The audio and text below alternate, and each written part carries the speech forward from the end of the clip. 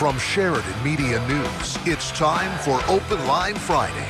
Your chance to join the conversation and talk about what you want to talk about. Call the Jackson Electric Open Line at 672-KROE. That's 672-5763. Now, your hosts on the Jackson Electric Open Lines, Steve Sisson and Floyd Whiting. Good morning and welcome to the Jackson Electric Open Line. I am Floyd Whiting, but I'm here with my friends Aaron Palmer and James Timberlake. We're your open line guys. Give us a call, 674-4443 or 672-5763. Now, we're going to look at the poll question because the results kind of surprised me, Aaron. A little bit. I was a little surprised by this. So the poll was, what social media platforms do you use the most? And your options were Facebook, YouTube, Instagram, Twitter, Telegram, Snapchat, TikTok, or none. And the results kind of knocked me back a little bit because the majority, 423 of you, or 45% of all these votes, said none. No social media platforms are being used by you at all. That's crazy. I just don't know. That's hard to believe. That's hard to believe. Missing out. Now, the second was Facebook with 230 votes. YouTube, 113 votes. Instagram, only 57 votes. Now, James, correct me if I'm wrong, but even among millennials, Instagram's an old platform. It's in some ways, it's a has-been platform. I think it's more for a younger generation. Instagram is more so than any of the others. Maybe, well, actually, I would say Snapchat. It's probably for the younger generation more so than Snapchat Instagram. and TikTok. I love TikTok. I mean, TikTok, I guess, can be seen as a social media platform. You I don't can see communicate YouTube as a social media platform. That's on there. We included that because of the comment section. Oh, okay. Now, see, that's fair. back before we had MySpace, which was really the first big one. You remember that, Aaron? I had MySpace too. Yeah, okay. Early. Back before MySpace came on, and then, of course, Facebook evolved in 2005, we just had chat rooms.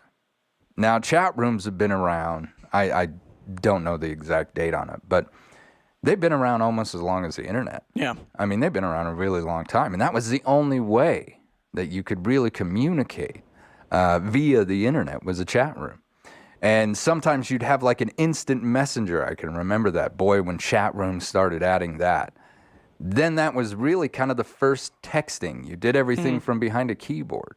I was around for AOL, like the tail end of AOL Instant Messenger. There you go. Yeah. And so that was really kind of the first, I can talk to anyone in real time on any nation, in any nation on the planet. I remember my first email address and password for when I first signed up for AOL.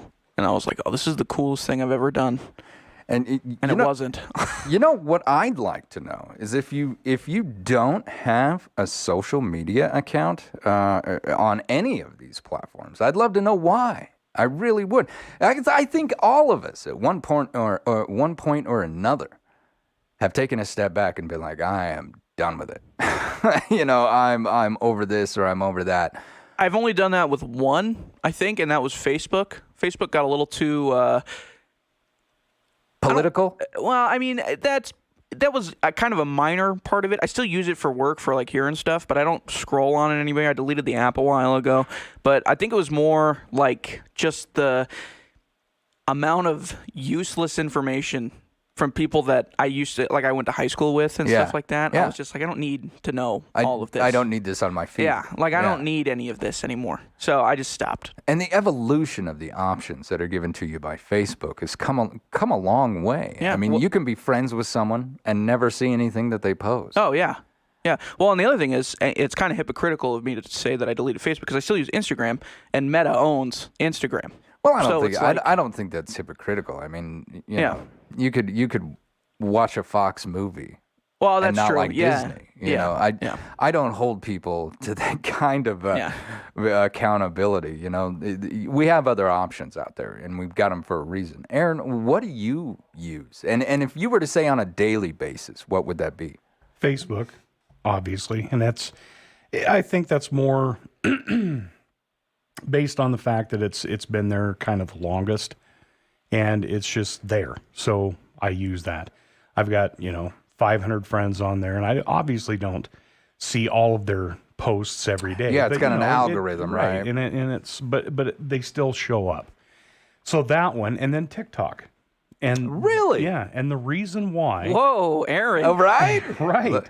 And the reason why is I didn't care about Twitter. I didn't care about any of the other ones because Facebook was just kind of there, and then of course everybody uses YouTube for various things. But anyway. As far as TikTok goes, I had people in my family, kids and like my wife, who she started doing it because she had friends that were on it, and they were nuts with this stuff. So I was curious and started trying it, and then all of a sudden, you get kind of addicted to it because there's so many things on there, things that are bad and things that are good. And the bad things you kind of weed out. Yeah. But as far as that goes, there's a lot of good information and bad on all of these platforms, whether it's Facebook, but especially TikTok. And you have to take these things with a grain of salt because you're going to have, as far as the political spectrum goes, you're going to have people on both extremes from both sides, right and left, that are going to have their information, their videos, or whatever it is, their content that they're putting on there. And as long as you're not looking at that and taking it as gospel, do your research and sure, you should be doing your research anyway. Yeah. But there's a lot of good information there if you can weed through the crud and see exactly what there is out there. But there's a lot of stuff that you have to weed through to get to the truth. But it's a good platform, I think, overall for that reason. There are a lot of things that you wouldn't see on mainstream media or that you wouldn't see from maybe your friends because they may have the same thoughts or the interests same, as you. right. So, yeah. So those things are going to, you're not going to see differing opinions than you would in other platforms. Where TikTok, you might. TikTok's scary because I think they... Not in like a bad way, but just like more interesting, scary, I would say, because they, I think, have perfected the algorithm better than any other platform. I mean, they really, like, once you kind of weed out the stuff you don't want to see, you can be scrolling on that for hours, and you won't even realize hours have passed. They really, really have gotten it down. And a lot of that is based on things like the likes or the hearts or the lulls, whatever you want to call it, that you have chosen to, okay, I like this video. All right, well, let me find you more videos like that. Mm-hmm. And so it starts to feed it in. So, but see, here's the other thing with TikTok. Sorry to interrupt you. No, go ahead. But you don't even have to like or heart or whatever. If you stop and look at one of their videos, really, it automatically will send you things that are similar for a certain amount of time. Right. If you stay on the video. As an example, if some girl shows up in a bikini on her, this is her thing that she does, and you even hesitate and look at it going, wow, she's cute, you're going to see 15 more videos. You're sucked down the rabbit hole. But within the next 24 hours or so, those same kind of things. So yes, he's right. The algorithm is pretty much perfected. You don't have to even interact with them. Wow. Other than watch, and you're going to see things that are similar. Wow. That level of monitoring, I think scary. It's scary. It's a very uncomfortable feeling to think that, if I want to read somebody's information on this page, then it times how long I'm there, or watch a video, it times how long you're there, and then it actually has the intelligence or algorithm to then outline everything. Okay, this is what they're into. They like watching toilets get repaired. Boom, there you go. Or you like to see cute videos of puppies running and falling down. You're going to see more of those. I'm going to admit something to you. So I like French bulldogs. Okay. I love them. And I don't own one. But I was on what do they call them? Instagram Reels. That was their answer for TikTok, kind of. Yeah, kind of their own. rebuttal, right? And so I watched a video with a little French bulldog puppy, and then all of a sudden, boom! I was like, wow, these things. I mean, there are endless videos of dogs out there, and so I guess, and I wondered why. All of a sudden, I went from like 1 to 2 a day to holy cow, and now my reels are nothing but, French bulldogs doing silly stuff, which is fun and funny, but at the same time, you're like, okay, I'm over it. Right. Yeah. I'm over it. That's how it gets you addicted. Oh, here's my the gosh. trick. The next time they throw something random at you, watch it. Then you'll... Then you change your algorithm. Yeah, oh, my, it's different. my goodness. All right. Right. We've got a caller. Go ahead, caller. You're on the Jackson Electric open line. Yes, sir. There were 3 things that were said towards the end of last week's Public Pulse. I think we ran out of time to talk about these things. You got to clarify them. Okay, 3 things were said very clearly last week, and that was, first of all, I think 2 times one of you mentioned that this January 6th committee was bipartisan. And I double-checked with some sources that I have that are very knowledgeable about this stuff. This is, in fact, the first time that a bipartisan committee has been put together this way and jammed through by the speaker. The minority leader was choked out of the selection process, and also just numerically, by the way. You've got a situation where normally, with a small edge, Democrats to Republicans, on a 9-person committee, this would be like a 5-4. This one's 7-2. So those 2 things, it just won't wash. The second thing was, one of y'all said that the geo-tracking was, I think you said it was something like greatly overstated, the one that was using 2,000 mules. Well, if that's the case, then I think you don't even have a local scoop, you've got an international scoop, because everything from local police to the federal people, to Interpol, every law enforcement agency uses this stuff. And by the way, just so you know what the law says about it, go ahead and research the holding in a Supreme Court case called Carpenter versus the United States, and look what the Supreme Court said about it. In the holding there, in the majority holding, Chief Justice Roberts wrote, among other things, that geo-tracking as used for this purpose is so accurate that, in his words, it's like attaching an ankle bracelet to the cell phone user. And the third and final thing that was said, and I found this just really out of bounds, you said something like Dinesh D'Souza, the guy with the 2,000 mules, is sort of like a right-wing version of a Michael Moore. Dinesh D'Souza, by the way, in addition to working with these True the Vote people who are really, really knowledgeable in all this geo-tracking stuff, Dinesh has a YouTube channel. It's free. Subscribe to it. One of the things he does is he goes through questions. He takes on anybody that tries to debunk this or make statements like that, like Liz Cheney ill-advisedly said during the committee. Well, it's been debunked, and she won't tell us why or how it's been debunked. But Dinesh gets on his YouTube, and if you want to ask him a question, you get down in the comments thing, you ask him a question, and he'll answer it. I don't think Michael Moore kind of ever did that. So I think you kind of shortchanged Mr. All right, thank you. We got to take a quick commercial break. Right here, you're listening to the Jackson Electric Open Lines on 930 KROE and 103.9 FM, Sheridan.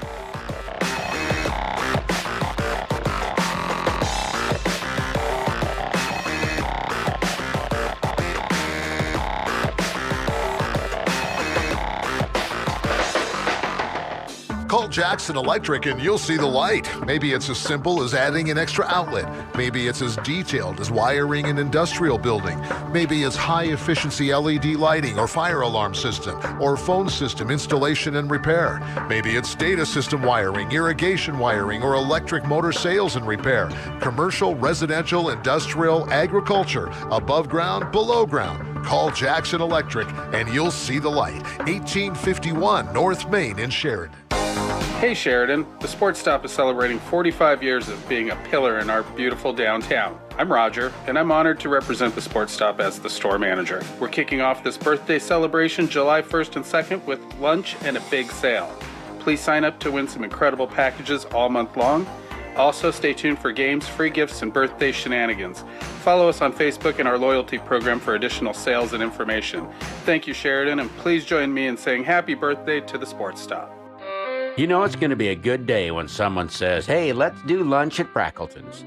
Open for lunch at 11 a.m., Frackleton's has new creative lunch ideas throughout the Frack lunch menu, helping you stay focused and energized while recharging both your body and your mind for the rest of your busy day. And have one of the best darn lunches anywhere in Sheridan. The best of the best in the West. Frackleton's, fine food and spirits on Main Street, downtown Sheridan, where good food is good mood. Celebrate the 4th of July with family, friends, and your country neighbors with fireworks. Whiz Bang Fireworks is now open with a huge selection of fireworks, including high 500 milligram display cakes, multi-shot reloading artillery shells, bottle rockets, Roman candles, bigger and better assortment packs. Whiz Bang Fireworks will get your 4th off to a big bang. Open daily, 10 a.m. to 9 p.m. on North Main Street behind Pizza Hut. Sheridan County allows the use of fireworks July 1st through the 7th. Please follow local laws. Whiz Bang Fireworks. Hammer Chevrolet is an opening in the Collision Center for a body shop technician. This is Sheridan's premier collision center.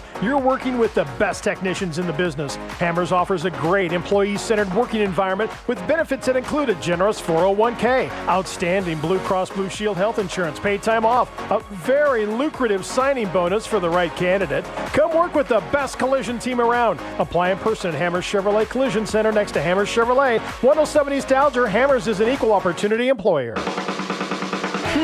What to do with that old bed? Don't just toss out your old bed. Slap some wheels on the frame, put a team together, and run in this year's Beds Along the Bighorns bed races. Have an old racing bed? Bring it out of retirement. The winning team receives the title and $500 in cash. Call Jim at Sheridan Media today for your entry form or go online to SheridanMedia.com. This year's race is sponsored by your friends at Craftco Metal Services and Sheridan Media. Good morning and welcome back to the Jackson Electric Open Lines. I'm Floyd Whiting. I'm here with my friends Aaron Palmer, James Timberlake. We're your open line guys. Give us a ring, 674-4443 or 672-5763. We're talking about social media this morning, and I know this is a subject that we talk a lot about, but we have to look at the sociological changes that this is making throughout our entire world. I have a quick question, because James was like, hey, Aaron, blah, blah, blah. And I said TikTok. What is that, James? Are you shocked because a Gen Xer is doing that? Gen Xer using TikTok. You don't fit the normal age range I usually see. Age range, man. On TikTok. He just slapped you with it, brother. Yeah. You're not the one that I see pointed towards for TikTok. I mean, okay, so I don't use TikTok. It reminded me of an I don't know if it was an app or if you'd have to actually call it a site. But there used to be a thing called Vines. Yeah. Now, Vines were little videos, and a lot of these quote-unquote social media influencers got started on Vines originally, way back in the day. Just a couple, I mean, it's kind of exactly like TikTok was. Just a bunch of little videos of people doing silly stuff or maybe showing you something or something like that. And so, I mean, it's just like anything else in the world. Social media is just like anything else. It can be used to influence for good. It can be used to influence for bad. And the thing of it is, it all depends on what your perception of what good and bad are. So, I mean, that's varied as much as people in the world. I mean, ultimately.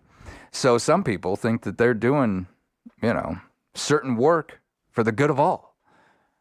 And maybe some other people don't feel that they are. It's all based on a perception. I would say I am more depressed than ever. No, I'm just kidding. No, I don't think it has a... It's different for everybody, but I use it as more of a comedic relief Yeah. type of thing. Yeah, you watch it for something funny. Mainly TikTok. That's kind of what I use TikTok for, just to kind of like get away. If I'm, like seeing something that I don't, love to watch, then I hop on TikTok. I scroll through for some comedy that makes me laugh or something like that, and then I just get back to it. That's kind of what TikTok is used for me. Yeah. Same with me. And the other thing, how people make money on this, I have no idea. Oh my goodness, right? But they do. So many. And I've heard people say that they're making, now granted, these are the exceptions, not the rule, but they're, upwards of thousands of dollars a month for being a quote unquote influencer on TikTok or It's whatever. It's the same principle as we use here in radio. It's advertising. Yeah. It's advertisers.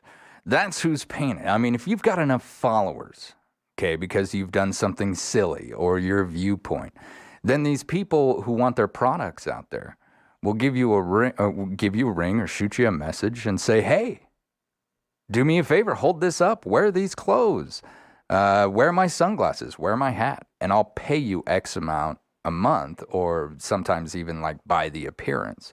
So that's all it really is. And I think eventually all of this will be filtered out.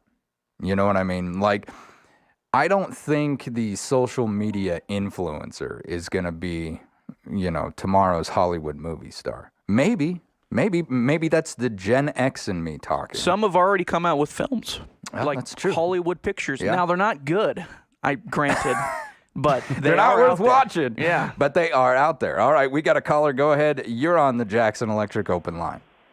Yes, good morning.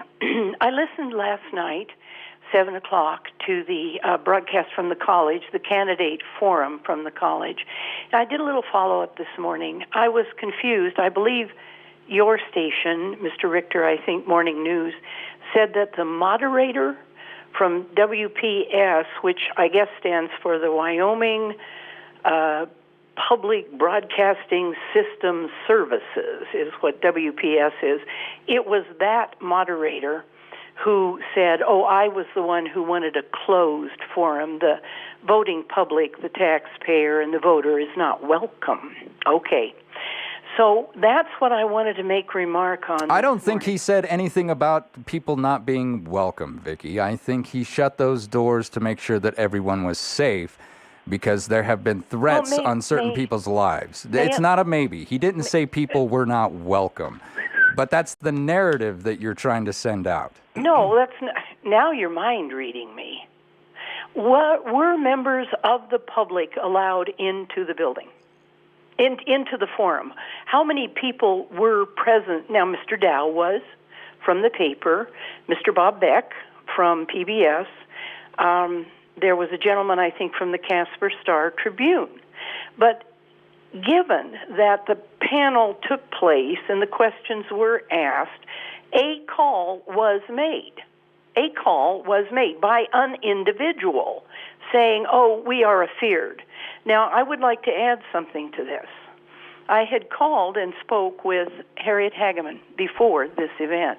I said, the optics on this are looking kind of crummy. And she said to me, well, she has wanted to debate, particularly with Liz Cheney, or in a setting like that, and has been requesting and wanting it for some length of time. And so she would be there. I said, well, it's kind of being presented as, initially, Mr. Richter said, a secret location, and then the beans were spilled, and it was the college. Then, no, members of the public writ large, generally, me, for example, could not participate by sitting in the audience as a voting observer. Okay, so fine. So I said, what about if people come and picket or object or are outside of the building? And she said they have every right to. And furthermore, she said, once we start holding secret enclave type, and that's my word, not hers, where the voter is not allowed. Once we go down that road, that is a loss of our participation in our democracy. I would like to make that comment. I agree with her. Now, I'm asking you, if I had come last night, would I have been allowed to sit down in a seat inside there? I avoided it for that very reason. I was somewhat concerned that once it's out there, secret, that you could engender in a pushback of a very unfortunate nature. So, all right, Vicki, thanks for the call. Yeah, I don't know. They're going to shut it down because death threats were made to more than one of the individuals that were on there, and security is paramount. You could have watched the entire thing on YouTube. It's just a safety issue is what I would assume. Exactly, and that doesn't mean that this is the way that it's going to go forever. If it is, then I absolutely disagree with it. But when someone's life might be at risk, you take security measures. Do I feel that the audience should have been allowed in there? Maybe through a security check, no one being allowed to take anything in there. But the one thing that really got to me that she said was that it was secret. I do not think that anyone ever tried to keep this secret. They announced where they were from the very beginning to the very end, but it didn't fit her narrative. So, all right, so social media. Now, when it comes to the influencers on social media, you see them trying to, I've known some people in the industries, service industries, and a lot of people who work on social media show up to these industries and start thinking that they're going to get free stuff because I'm a social media influencer, right? I'm the person who's gonna change how many people show up to your door. Now, I do know some companies will actually absolutely bend to certain social media influencers, depending on the number of followers. Because, and James, mainly, I'm talking about this from like your generation's point of view. Your generation is really the one who's kind of steering the way that this boat is going. Because mine and Aaron's Generation X, we're not. We were around for the development of this. But you guys are the one that are really driving it forward. You and I think what most people are actually calling Gen Y because they don't really have a name as of yet. So I would ask you, do you allow or do you think social media influencers influence what you purchase as far as products, as far as services, as far as places that you go? I think it depends, because there are certain ads that influencers do that just don't fit the bill for me. Like they'll do something for Wendy's or something like that, and it's like, well, I already eat at Wendy's, so I don't really need this ad. But if they are advertising for a, let's say like a gaming headset or something like that, then maybe I'll take a look at it just because it's somebody I know watching, using a headset that I didn't even look at before, so maybe I'll take a look at it or something like that. Something that gets me more often than not are the focused ads on like Instagram. Yeah. They get me more than anything. If I just Google polo shirts or something like that, I'm looking to buy polo shirts, then on Instagram, TikTok, whatever it is, I'll get polo shirt ads for businesses that I didn't know about or something like that are just running on Instagram, and they get me almost every time, where I'll just click on the visit link just to go look at their shirts to see if I can get like a size of a shirt that I want or something like that or if they have a cool design. Those get me more often than influencers, because influencers, it feels like it's a lot more broad, where they're just kind of advertising something. I do it to get the money. I mean, exactly. They're it's not there random. using the product every day. It's more of a shotgun than it is pinpoint for influencers. They'll just advertise for like Bounty paper towels, and then like 10 people out of the out of the 2 million that they got will just go buy Bounty paper towels because it hit the top of their head. Right, but for me, the targeted like ads on Instagram and on TikTok, those are the ones that get me more often than not. All right. I've got another caller. Go ahead. You're on the Jackson Electric open line. Good morning. Good morning. I wanted to visit with you about the social media topic this morning. Thank you for having it on. I'm a social media user in my 60s. Oh, wow, and really? I wanted to say that, I started using Facebook because my grandkids moved there from MySpace, and I wanted to follow my grandkids. And then, of course, it went into friends and activities and local things happening. But it's become less and less a destination for me because of the advertising and the political, as Aaron said, crud that's on there. But my grandson, who shall go unnamed, but who is a co-host on your show this morning, told me last year that a good source for news was Twitter. And of course, I bristled. Oh my gosh, Twitter, nasty tweets from TFG on there. So be careful here, I Candy. didn't want to go. Okay, so I did, and you know what? I have found that I love Twitter for my news feed. Really? Because I can choose who I can choose who I want to follow. I mean, I understand the argument that it's good to listen to the other side of an issue. I'm not against that. I do that from time to time. But when I just want to get what I feel is the true news, I go to the people that I follow on Twitter, and it's been great. It's been great. I rarely send a tweet because I'm more of a voyeur on there than anything else. But anyway, thank you for that lead. Yeah, no worries. I appreciated it. Good job, James. Here you are out there converting the world, my friend, getting people onto social media. The thing of it is, whether we all want to sit around and admit it or not, it's the wave of the future. Oh, yeah. This is the way it's going to go. I can remember when TV shows were just putting up like, hey, if you want to vote on this, you text whatever number and you'll get your vote on there. And I was like, man, look at this. This is instant gratification. Now it's just a bunch of Twitter polls and now stuff. it's just a bunch of Twitter stuff. Well, and it's just people in TV saw this happening. Long time ago. We have to utilize this technology. Before social media was even a big deal, television was adapting to the use of what would become the device. Because back then, it wasn't a device, it was a phone. It was a cell phone. Now it's a device. You have a computer in your pocket. People who were worried about the government tracking them, I'm going to tell you right now, if you've got a cell phone in your pocket, you pay people to track you. They don't need anything else. Nothing. I saw a young lady, she was all upset saying, oh, you put your photo on social media, the government's got it. Well, do you have a driver's license in your pocket? Yeah. Do you have a passport? Government's got your photo. That's not a big deal. VIN number on your car? I mean, come on. They've had it forever. What's funny is that Gen X, which is what I'm assuming you're Gen X. I'm Gen X, I am. But I'm at the very beginning of Gen X. And I'm at the end. But when I was in high school in the early 80s, I had friends. This is back when, microfiche was still a thing. Oh, it's a big deal. Yeah. We had to use that, and that beat going to get it out of books. But computers were just coming in, so there were computer programming classes in school.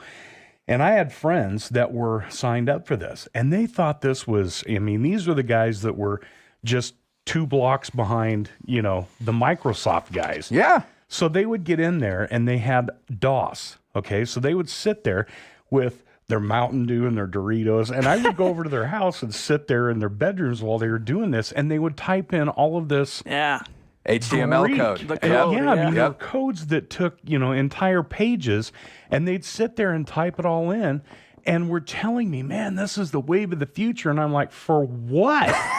Yeah, so Because someone's I would going to sit there and type this out. And they would get through the whole page, and then they'd realize, oh, it didn't work. Well, there's a problem. So they'd have to go back through and figure out what one thing they one typed character wrong. out of that and whole they kept thing. telling me, hey man, this is the wave of the future. In just a few years, we're gonna have stuff like Star Trek's tricorders and blah blah blah. And I said, call me when that stuff's here, because I don't want to mess with this. Oh, it's amazing. Yeah, And it's HTML. crazy. So I remember that as a kid. And then now, like you said, you've got our cell phones in our pockets, and we have access to all of the information on the planet, for the most part, in my lifetime. It's crazy. And there's still people that do that prefer that system over like a typical like a Microsoft Windows operating system. There's still people that would prefer to use like the HTML and just typing in the code and getting to whatever they want. Well, They're insane. all my Bore me best to to those tears. Yeah. folks. Oh my goodness. All right, I got to take a quick commercial break. This is the Jackson Electric Open Lines on 930 KROE and 103.9 FM.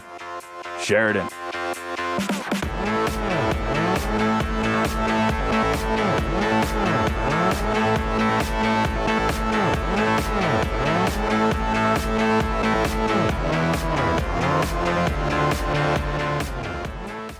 Plug into Jackson Electric and feel the power. If it has anything to do with electricity, anything at all, call Jackson Electric. Commercial, residential, agricultural, it makes no difference. Call Jackson Electric. Jackson Electric does high-efficiency LED lighting and fire alarm systems installation, wiring at home, wiring a business, new electrical service, or enlarging existing service.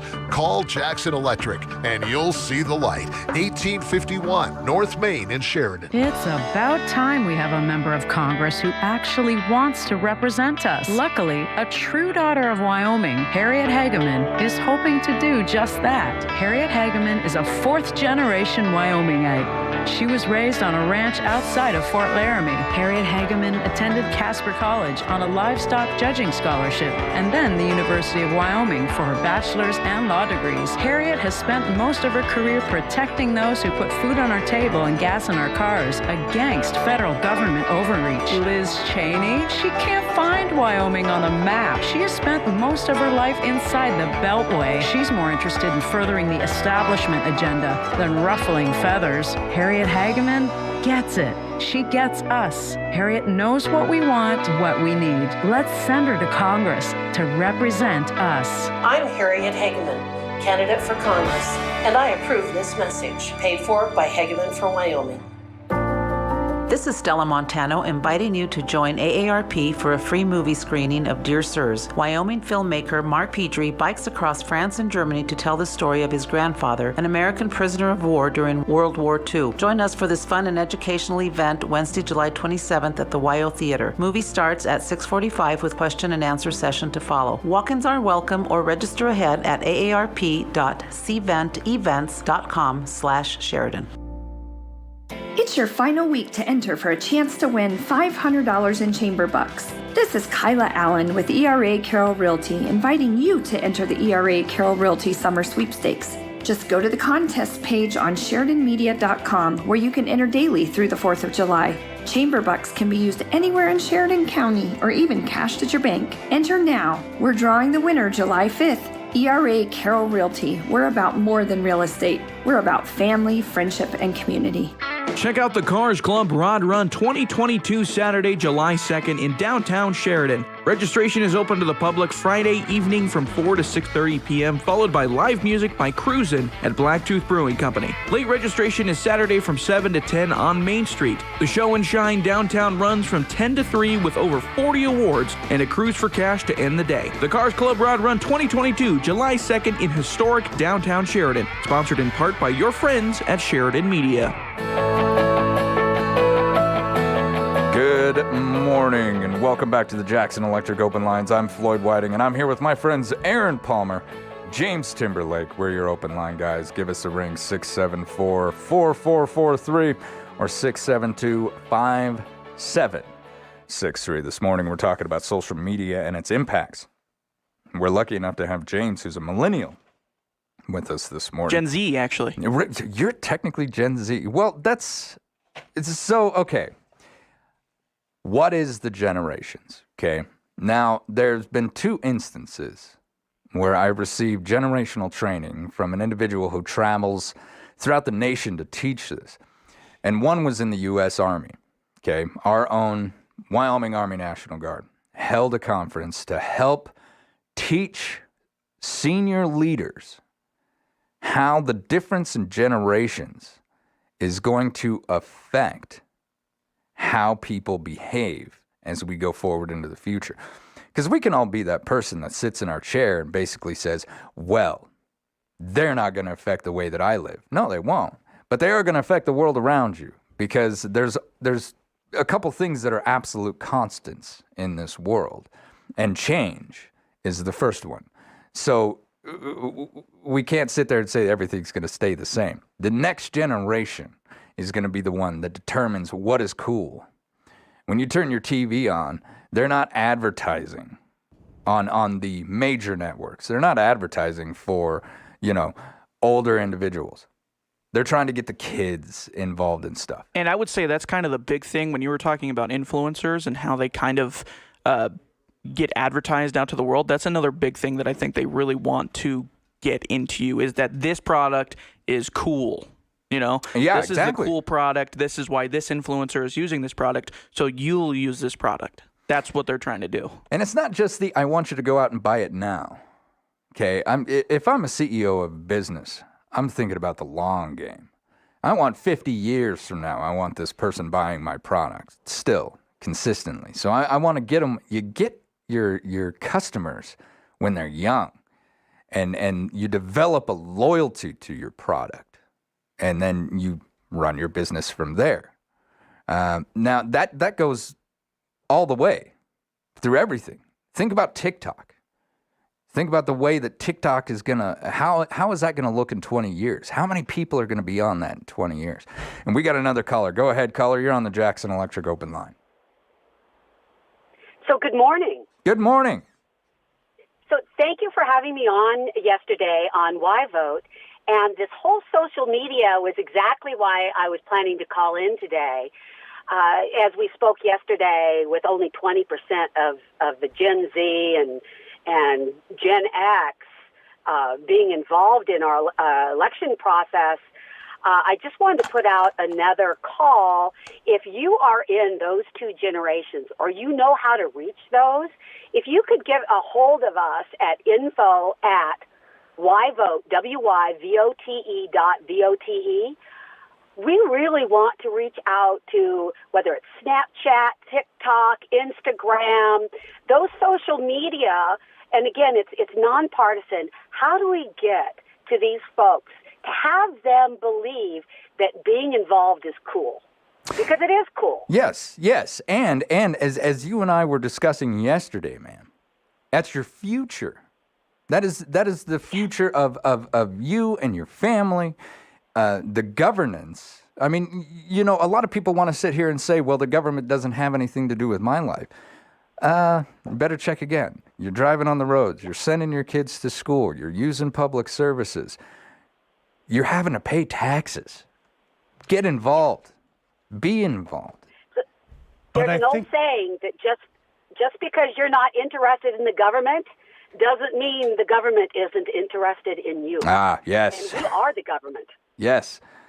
And the only way that we can remain to be the government is to exercise the number one right in a constitutional democracy, and that is to get out there and vote. Aaron, you were going to say something. I was just going to say, I think that each generation, whether it's, you know, when we were young Gen Xers, you know, it may be a little different with us because we saw our parents kind of falling out of society, so to speak. Yeah. You know, during the 60s and whatnot.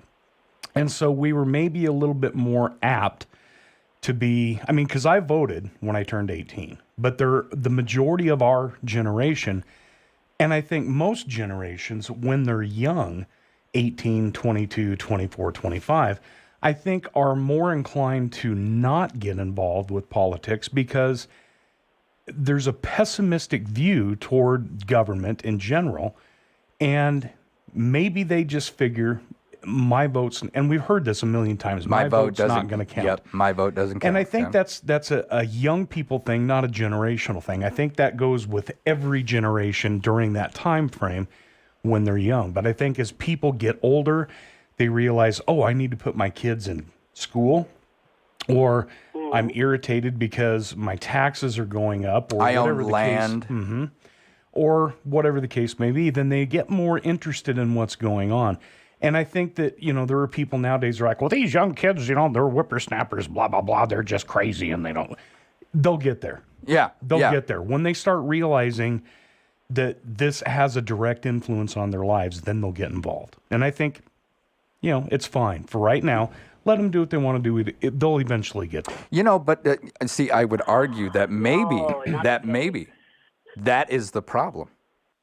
You see what I'm saying? Right. Where by the time you're thinking that these kids are going to get involved, decisions have already been made that are going to affect the rest of their life. I agree. You know, so the younger you are, guys, and if you're part of this generation, and I know I'm not the only one who said this. I mean, MTV used to have a whole thing. You remember Rock the Vote? Rock the Vote. Rock the Vote, man. Get out there and make this difference now. And I think sorry, Aaron. I think that MTV's Rock the Vote is kind of, it's not, a thing anymore. But I think it's kind of morphed into another thing, because when I was, during the 2020 election, I was getting slammed with just go vote, that sort of thing from people that I follow. And I think part of the reason that people my age don't vote as often is because my generation, it's been brought up on the internet, and the internet itself is something that usually has an immediate payoff. Instant gratification. Instant gratification. That's why TikTok is so popular. The most you can do is 3 minutes of video, and 10-second videos usually explode on that app, just because they're quick. Instant gratification. If it's comedic, it's super quick, and you're just scrolling on to the next one. For something like politics, you're talking about campaigning for a year and a half or something like that, and then once you're actually in office for the person that you voted, you have to wait for stuff to actually get done. And so a generation like us, that's not appealing. We want it done now. You know, we want it done right now. You're talking about it. Let's just do it right now. I agree. And I think that it goes back to what you're saying, that's the problem. Let's take an example, because I heard this talking to different politicians over the last few weeks. This whole property tax issue in the state of Wyoming, which for the most of us has just basically fallen out of midair this year, where our taxes went up 30%. Not the case. This stuff, the basics for this were set back in the late 80s, and it's just now coming home to roost. Yeah. This has been going on in Teton County for 20 years, and it just never affected the rest of the state until this last year. Now everybody's up in arms over it. But this happened back in the late 80s, so our generation should have been paying attention to what was going on back then and seeing what could have been the problem. But we didn't get involved, just like every generation has not, and that creates the problem. Absolutely it does. Ladies and gentlemen, the bill comes due. Yep. All right, you've been listening to the Jackson Electric Open Lines on 930 KROE and 103.9 FM.